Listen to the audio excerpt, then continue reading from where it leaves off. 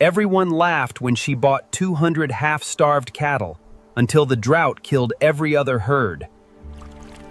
It was March of 1983, in the flat, unforgiving expanse of Kent County, Texas. The wind had been blowing from the southwest for 27 straight days, a dry, persistent thief that stole the moisture from the soil and the hope from the faces of the men who worked it. The winter rains had never come. The stock tanks were shallow, muddy bowls, their edges receding daily like a slow, painful tide going out for the last time. Martha Hayes was 68 years old. She had lived on the same 1,200 acres her entire life, a stretch of land her father had bought and her grandfather had first grazed. She was a widow of 14 years, a fact that had settled into her bones as quietly and permanently as the fine West Texas dust settled on her windowsills. She was a small woman, with hands that were a roadmap of barbed wire, baling twine, and the relentless sun. Her eyes, the color of a faded prairie sky, missed nothing. The problem was water, or the lack of it. It was the only problem that ever truly mattered in that part of the world. The talk at the Crossroads Coop and the diner in Jayton was all the same. Men leaned against sacks of feed, their faces grim, calculating the cost of hay trucked in from Oklahoma or Arkansas against the falling price of beef. They talked about selling off their calves early, about culling their herds deep, about praying for a hurricane to spin up out of the Gulf and send some rain their way. It was a familiar conversation, a litany of desperation that rose with the heat of late spring. The last great drought, the one in the 50s, was a living memory for the older men, a ghost story they told the younger ones. Now, the ghost was walking again. Others had tried to beat this land.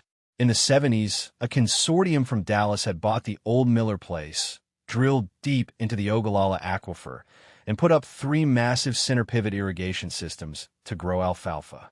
They had lasted 6 years before the wells started pumping sand, and the cost of electricity made the entire enterprise a fool's errand. The rusted skeletons of the pivots still stood out on the plain, monuments to a particular kind of arrogance. The community had watched them fail with a grim, knowing satisfaction. They had accepted the land's terms. Now, the land was changing those terms again, making them harder, harsher. Dale Thorne represented the new way. He had inherited his father's ranch, the sprawling 10,000 acres that bordered Martha's property to the west, and had immediately leveraged it to expand. He bought another 5,000 acres, a new Peterbilt rig for hauling his own cattle, and a computerized feed system. He had a degree in agricultural business from Texas A&M, and he spoke in terms of protein conversion ratios and futures markets. He was 35, confident, and considered the most successful rancher in the county. He drove a new Ford F-250 King Ranch Edition, and its air-conditioned cab was a world away from the sun-baked realities of his neighbors. One Tuesday, the day of the weekly livestock auction in Spur, the simmering anxiety of the county came to a head.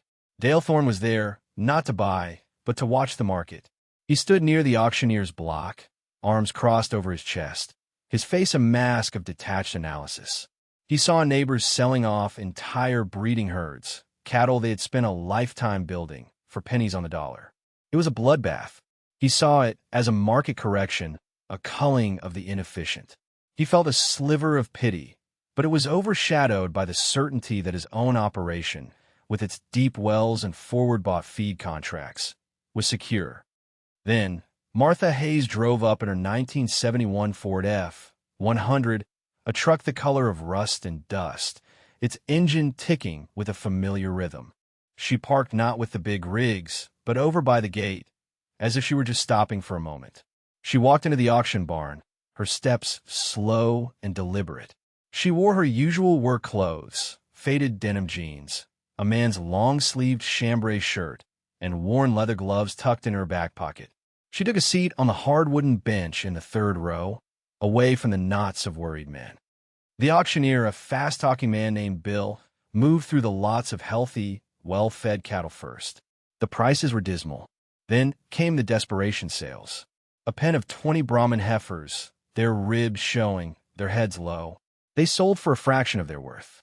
A lone bull, once a proud herd sire, Now, just a collection of bones and hide. He brought scrap value. The air in the barn was thick with the smell of manure, dust, and failure. Finally, Bill gestured to the last lot of the day. All right, folks, this here's a clearance lot from the old Henderson place up in Motley County. He's gone bankrupt, selling everything. 200 head of mixed-breed cows, as is, whereas the gates swung open and a river of misery flowed into the pen. They were skeletal. Their hides were rough, their eyes were dull, and every rib and hip bone stood out in sharp relief. They were the ghosts of cattle, animals that had been starved for months.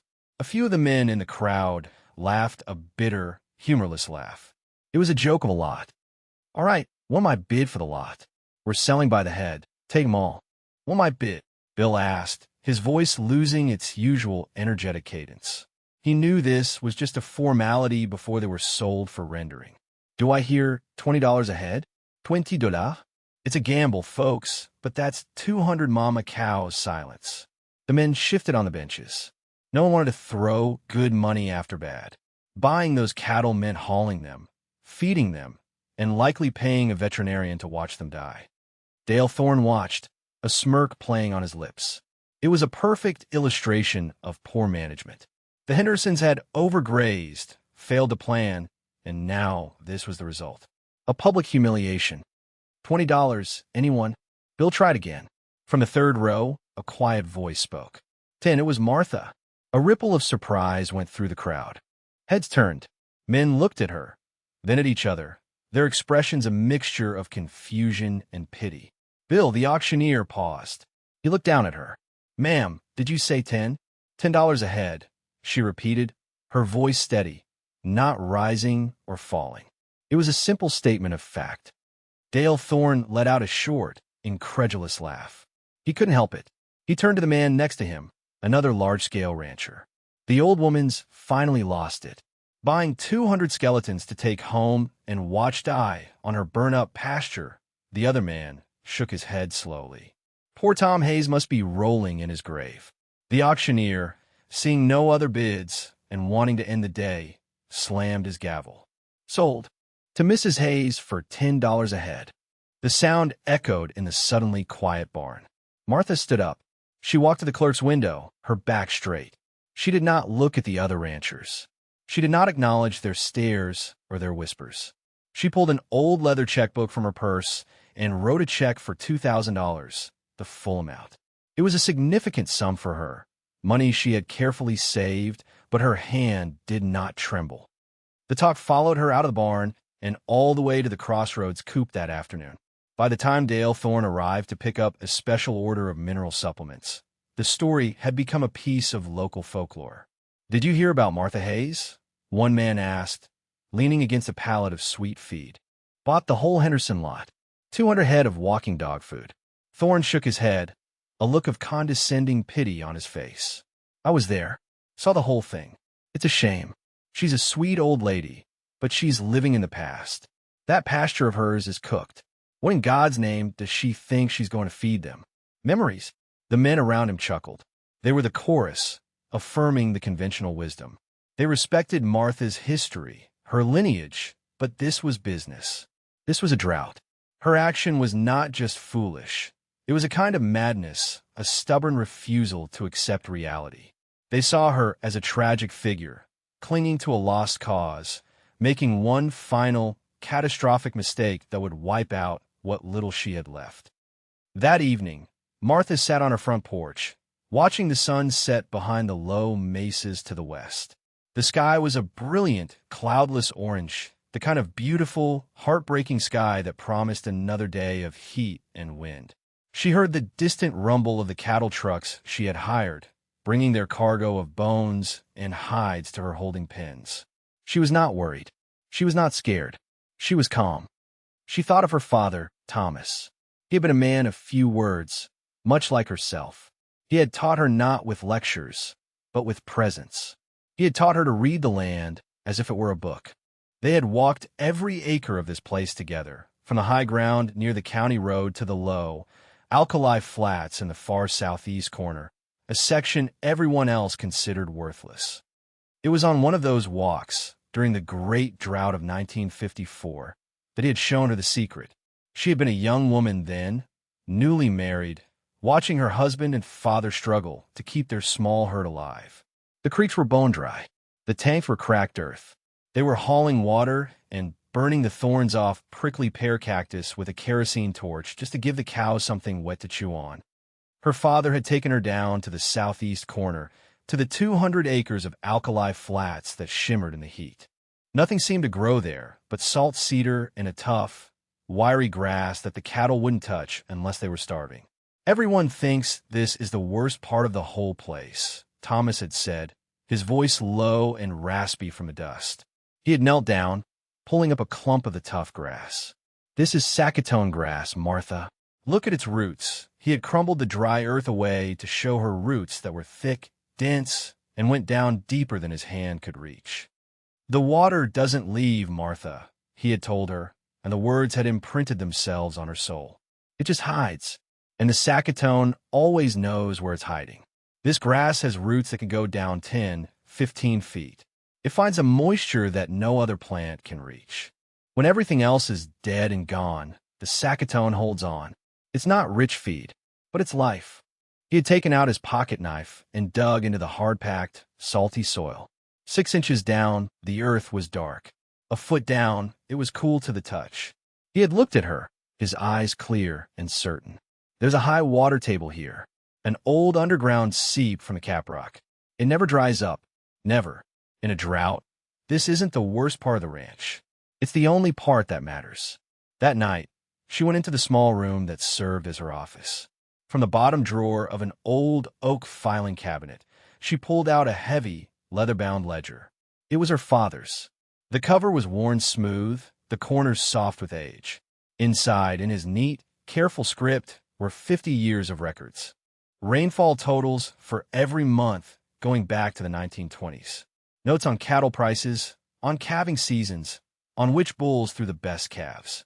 But the most important pages were in the back. Under the heading, Drought Notes, 1951 to 1957, he had detailed his strategy. He had written about the Saccatone Flats. He had recorded how he moved his core herd of 50 cows down to that pasture and fenced them in. He had dug a shallow well by hand, right in the middle of the flats, and hit water at 8 feet. A windmill, salvaged from a neighbor's abandoned homestead, had kept a small trough full all through the worst of it. His notes were precise. Cattle lost weight for first month. Adapted to saccatone by August. Maintained condition through winter. Lost only 2 calves. Herd survived. The final entry on the page was not a number, but a principle, the core of his wisdom. Fat cattle die first in a drought.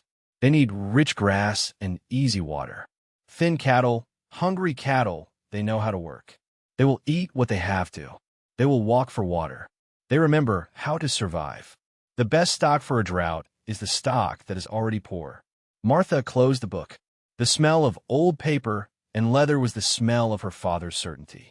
The men at the auction, Dale Thorne with his spreadsheets and his arrogance, they saw 200 skeletal cows.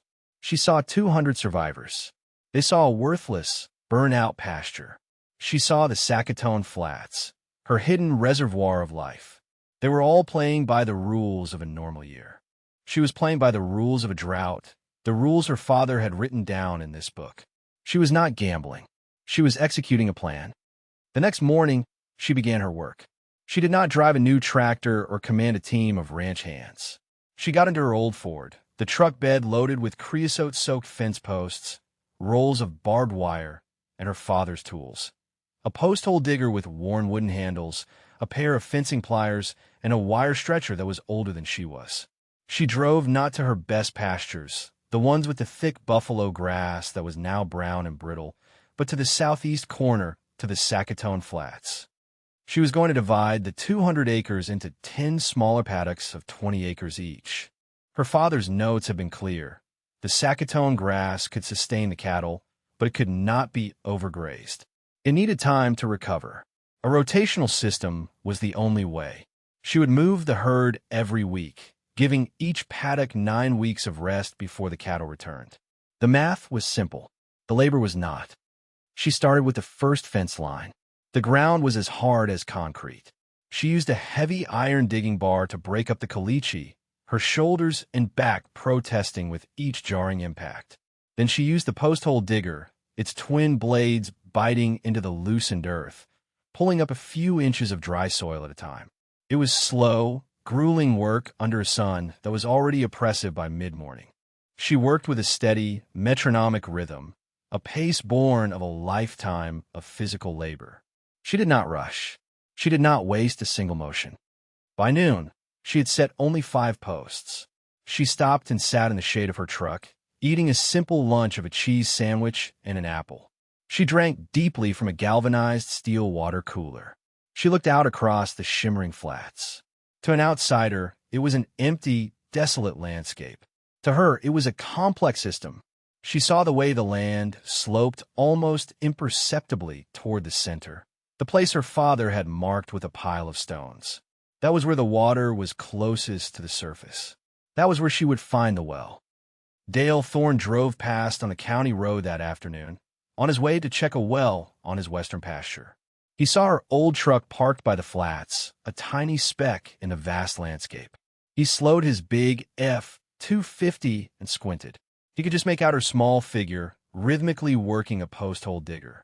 He shook his head again. "Fencing the worst pasture she's got," he muttered to himself. "There's no sense in it." He saw her strange methods as further proof of her folly, a stubborn old woman engaged in a pointless, back-breaking ritual. He pressed the accelerator and drove on, the air conditioning blasting away the reality of the heat outside his insulated cab. For 2 weeks, Martha followed the same routine. Up before dawn, a simple breakfast, and then out to the flats. She worked until the sun was too high and hot, rested during the worst of the afternoon, and then went back out in the evening, working until dusk. Post by post, strand by strand, the fences began to take shape. The cattle, her 200 skeletons, were in a holding pen near the barn, getting used to her presence. She fed them a small amount of hay, just enough to keep them on their feet, and gave them access to fresh water. She was weaning them off the expectation of easy food. She was letting them get hungry again. The men at the coop continued their talk. Her strange project was a source of constant speculation and amusement. They saw the new fences going up on the alkali flats, and it only confirmed their diagnosis. She was pouring her time and what little money she had into the most useless piece of ground in the county. They didn't see a strategy. They saw obsession. They saw the last act of a woman who had lost her grip. After the fences were complete, she turned her attention to the well. She found the pile of stones her father had left 50 years before, now half buried in the shifting soil. She began to dig. She used a shovel, the same one her father had used. The work was different from digging post holes. The ground here was softer, damper. At 4 feet, the soil was cool and dark. At 6 feet, it was mud. At 8 feet, just as the ledger had said, water began to seep into the bottom of the hole, clear and clean. She worked for 2 more days, widening the hole and lining it with old stones from a collapsed homestead wall, creating a shallow, hand-dug well. The final piece was the windmill. She had the one her father had used, stored in the back of the old barn. It was an 8-foot air motor 702, a classic design, simple and reliable. It was rusted and seized, but the core components were sound. She spent a week taking it apart, cleaning each gear with kerosene, oiling every moving part. She replaced the worn leather seals with new ones she had ordered by mail. She painted the blades and the tail fin with a coat of silver paint, not for looks, but to protect them from the elements. Then, with a system of ropes, pulleys, and her old tractor, she reassembled it and, piece by painful piece, erected it over the new well. On the last day of April, the job was done. The 10 paddocks were fenced. The well was dug. The windmill stood tall against the pale sky, its blades turning slowly in the constant southwest wind. A steady stream of cool, clear water trickled into a long concrete trough she had placed beside it. It was time. She opened the gates of the holding pen and, with the help of her old border collie, she drove the 200 thin cows on the long, slow walk to the southeast corner. They moved reluctantly at first, their heads low. When they arrived at the first paddock, they hesitated. The Saskatoon grass was not the lush green pasture they craved. It was tough, wiry, and sparse. But they were hungry, and there was water in the trough, clean and abundant. They drank first, long and deep, then slowly, cautiously, they began to graze. Martha watched them for hours. She saw the truth of her father's words. They were survivors. They spread out, not bunching up, and they worked for their food. They used their noses to find the tender shoots at the base of the clumps of grass. They wasted nothing. She felt a quiet, profound sense of rightness. This was not an act of desperation. It was an act of faith grounded in knowledge. May gave way to June. The drought tightened its grip. The sun bleached the very color from the sky. The land grew quiet. The buzz of insects ceased. The birds were gone. Dale Thorne's pastures, which had been a pale green in March, were now the color of cardboard. The buffalo grass and grama grass had gone dormant, then died, the roots scorched in the topsoil. He was running his deep wells 24 hours a day, pumping precious fossil water from the aquifer to irrigate a small section of hay grazer, an expensive, temporary solution. The cost of electricity was staggering. He started buying truckloads of hay from East Texas, the price doubling with each passing week. His cattle, big, heavy animals bred for rapid weight gain on rich forage, began to suffer. Their glossy coats turned dull. They lost weight. The stress brought on sickness. His vet bills soared. He was living on spreadsheets and bank loans. He calculated his cost per head per day, and the numbers made him sick. He was no longer ranching. He was managing a crisis, a slow-motion liquidation. He drove his fence lines in the cool of the morning, the dust from his tires hanging in the air for half an hour. One morning, his route took him along the road bordering Martha's property. He glanced over at her Saskatoon flats, expecting to see a boneyard. Instead, he saw the cattle. They were spread out across one of the small paddocks, grazing peacefully. He stopped his truck, the engine rumbling in the silence. He pulled a pair of expensive Steiner binoculars from his glove compartment and focused them. He was too far away to see the details clearly, but he could see that they were not dead. They were not even down. They were on their feet, moving. He saw the slow, steady turn of the windmill, a silver beacon in the desolate landscape. He grunted, a sound of dismissal, but a seed of doubt had been planted. It was strange. It made no sense according to his calculations. He drove on. By July, the county was officially declared a federal disaster area. The temperature topped 110 degrees for a week straight. The last of the shallow stock tanks had turned to cracked mud, littered with the bodies of catfish and turtles. The news was filled with stories of ranchers going bankrupt across the state. The market was so flooded with cattle that sale barns were turning trucks away. A healthy cow was worth less than the cost of the fuel to haul her to auction. It was a complete collapse. Dale Thorne was forced to act. His banker called, his voice cold and devoid of sympathy. The note was due. Thorne spent a week on the phone, a week of frantic, humiliating calls, trying to find a buyer for his herd. In the end, he sold 800 of his 1,000 cows to a processing plant in Amarillo. They weren't sold as breeding stock. They were sold by the pound as canner and cutter cows. He got 10 cents on the dollar for a herd that had been his pride, his life's work. The Peterbilt, his symbol of success, was repossessed a week later. He watched the driver from the finance company hook it up and haul it away, and he felt a hollowness in his chest that had nothing to do with money. The day the trucks came to haul away his herd was the worst day of his life. He watched the cattle being loaded, their eyes wide with confusion and fear. These were animals he had raised, bloodlines he had carefully selected. Now, they were just a number on a bill of lading, a commodity to be liquidated. His young ranch hand, a quiet, hard-working boy named Ben, worked silently, his face a mask of misery. There was nothing to say. That evening, after the last truck had pulled away, leaving a cloud of dust and an unbearable silence, Thorne got into his personal pickup. He felt a strange compulsion. He drove, not toward his own empty pastures, but south, toward Martha Hayes's place. He didn't know why. He just had to see. He parked on the county road and got out. The sun was low, casting long, stark shadows. He walked to the fence line, the barbed wire stretched tight and new. He looked out at the Saskatoon Flats. The windmill was turning, pumping its steady, cool stream of water. In the paddock nearest the road, Martha's herd was grazing. He lifted his binoculars, his hands trembling slightly. What he saw defied every principle he had learned at Texas A&M. The cattle were not fat. They would never win a prize at the stock show. But they were healthy.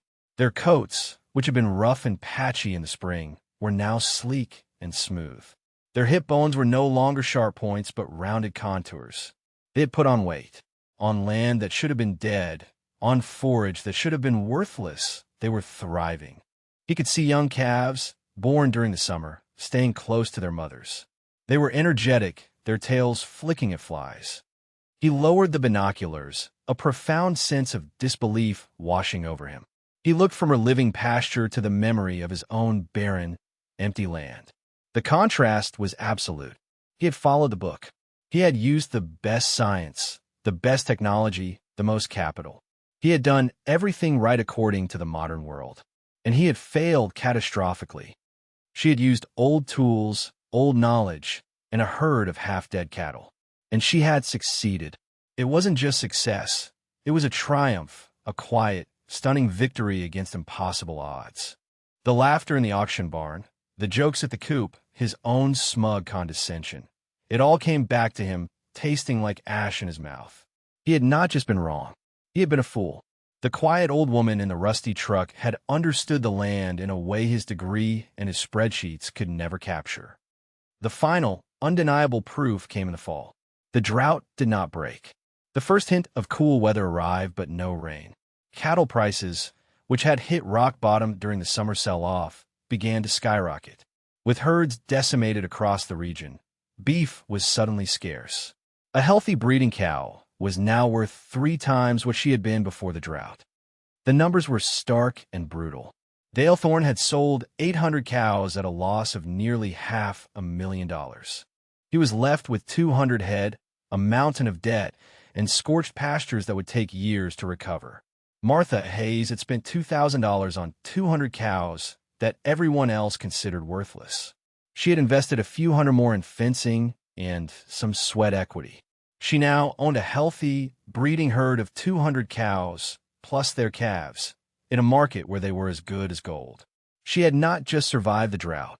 She had profited from it. She was, by a wide margin, the most successful rancher in Kent County. Her father's ledger had proven more valuable than Dale Thorne's entire line of credit. One cool morning in late October, Dale Thorne drove his old pickup down Martha's long, unpaved driveway. The dust plumed up behind him, a familiar sight.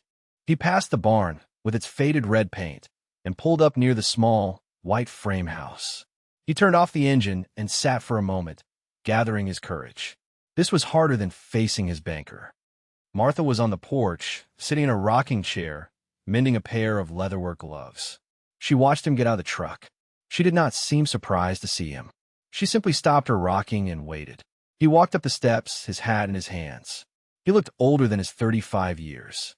The easy confidence was gone, replaced by a deep, weary humility. "Mrs. Hayes," he began, his voice quiet. "Martha." She nodded, her eyes never leaving his face. He stood there for a long moment, the silence stretching between them. Finally, he found the words. "I was wrong," he said. The admission was simple, unadorned, and cost him more than any check he had ever written. "I came here to ask you how you did it. I saw your herd. They're healthy. I don't understand." Martha looked at him, her expression unreadable. There was no triumph in her eyes, no hint of "I told you so." There was only a quiet, steady calm. She gestured to the other rocking chair on the porch. "Sit down, Dale." He sat. The chair creaked under his weight. She got up and went inside, returning a few minutes later with 2 tall glasses of iced tea, beaded with condensation. She handed one to him. He took it, his hand clumsy.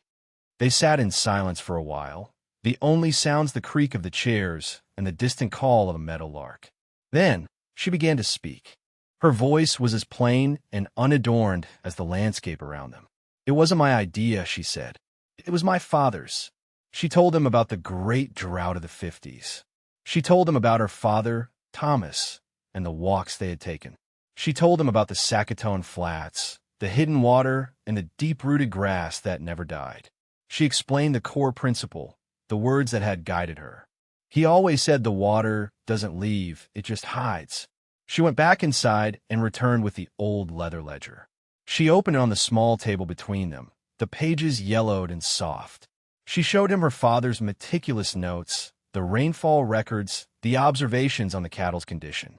She pointed to the final entry. Fat cattle die, first in a drought, she read aloud. Thin cattle, hungry cattle, they know how to work. Dale leaned forward, staring at the handwritten script. It was like reading a sacred text, a gospel of survival that contradicted everything he had been taught. You knew, he said, his voice full of wonder. This whole time, you knew the drought was coming, and you knew what to do. I didn't know it was coming, she corrected him gently. But I knew it was possible. My father taught me to always run the ranch as if a drought was a year away. He said prosperity makes a man careless. You start to think the good years are the normal years. They're not. The hard years are normal. The good years are the exception. She explained the logic of buying the starved cattle. It wasn't an act of charity or madness. It was a calculated decision. Your cattle, she said, her tone factual, not accusatory, were bred to get fat on rich grass and corn. They were like spoiled children. When the good food was gone, they didn't know how to live. They just stood at the empty feeder and waited. These poor animals I bought, they'd been starving for months.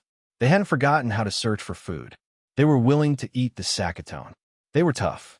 They were already adapted to hardship. I didn't have to teach them how to survive. I just had to give them a place where they could. Dale Thorne listened, and for the first time in his life, he felt the true depth of his own ignorance. He had looked at the land as a resource to be exploited, a factory floor for producing beef. He had used technology and capital to force it to his will.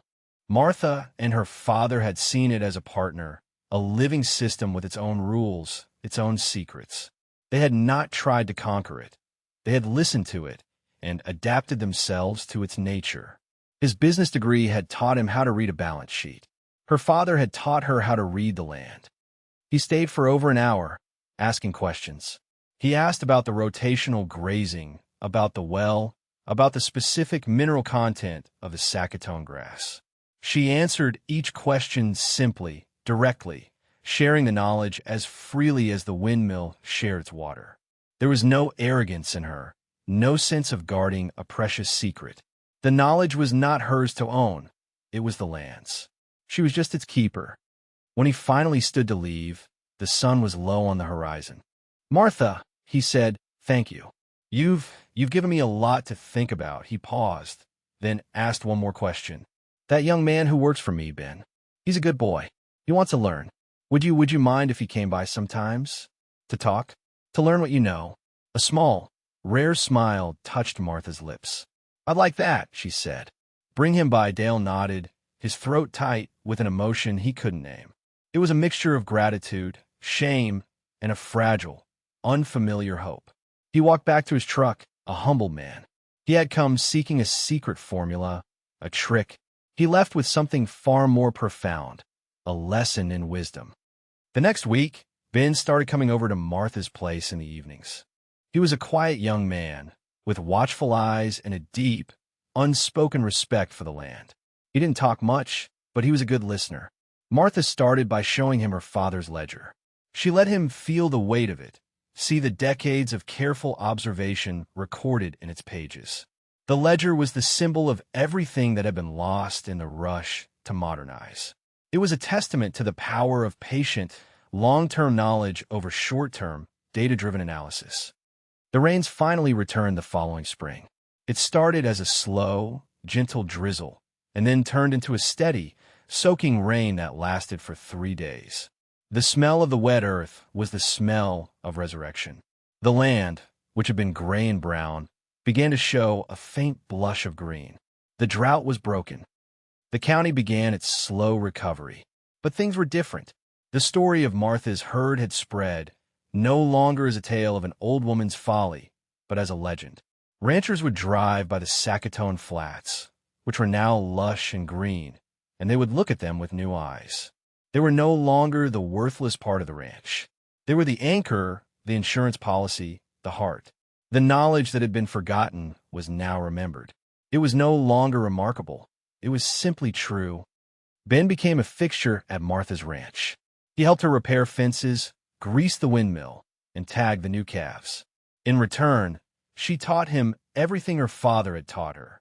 She taught him how to identify the different species of native grasses, not just by sight, but by feel. She taught him how to read the signs of the weather in the clouds and the behavior of the birds. She taught him the difference between the debt-driven cycle of modern ranching and the slow, patient accumulation of value that came from working with the land instead of against it. He absorbed it all, his quiet competence a sign that he truly understood. He was the successor, the one who would carry the knowledge into the future. One afternoon, as they were sitting on the porch after a long day of work, Ben looked at the old ledger sitting on the table. She was right all along, he said softly, more to himself than to her.